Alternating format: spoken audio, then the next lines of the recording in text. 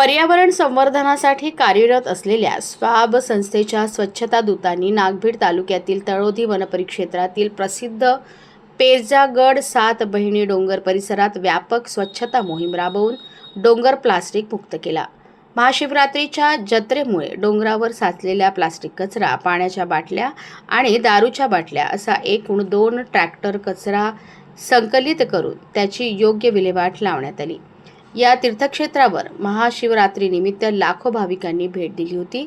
या काळात पर्यटकांनी मोठ्या प्रमाणात प्लास्टिक कचरा डोंगरावरच टाकला होता।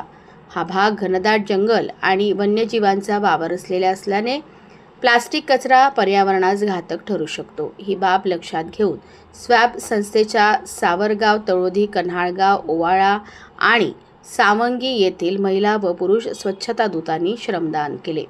संस्थेच्या वतीने जत्रेच्या काळात प्लास्टिक हटाव, पर्यावरण बचाव अशा घोषणा देत जनजागृतीही करण्यात आली होती। या मोहिमेत स्वॅब संस्थेच्या महिला, पुरुषासह वनविभागाचे वनरक्षक आणि वनमजुरांनीही सहकार्य केले।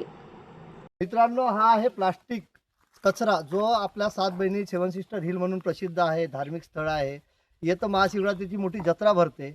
मात्र पर्यटनाला येताना सोबत घेऊन आलेला पाण्याच्या बॉटल्स म्हणा, कुरकुऱ्याच्या वेपर्स म्हणा, इत्यादी अशा प्लास्टिकचा कचरा जो आहे तो मोठ्या प्रमाणामध्ये या परिसरामध्ये विखरून ठेवतात आणि फेकून जातात। तर माझी त्यांना विनंती आहे की तुम्ही अशा पद्धतीने प्लास्टिकचा कचरा या पर्यटन किंवा कोणत्याही पर्यटन ठिकाणी स्थळी जाताना फेकू नका, कारण हा कचऱ्याचा विघटन होत नाही वर्षानुवर्ष आणि याच्यामुळे पर्यावरणाला आणि पर्यावरणामध्ये राहणारे छोटे जीव आहेत, पक्षी आहेत, यामध्ये गुरफटतात, सापाचे डोके याच्यामध्ये जातात, ते निघू शकत नाही आणि अशा पद्धतीने मुके जीव मारल्या जातात।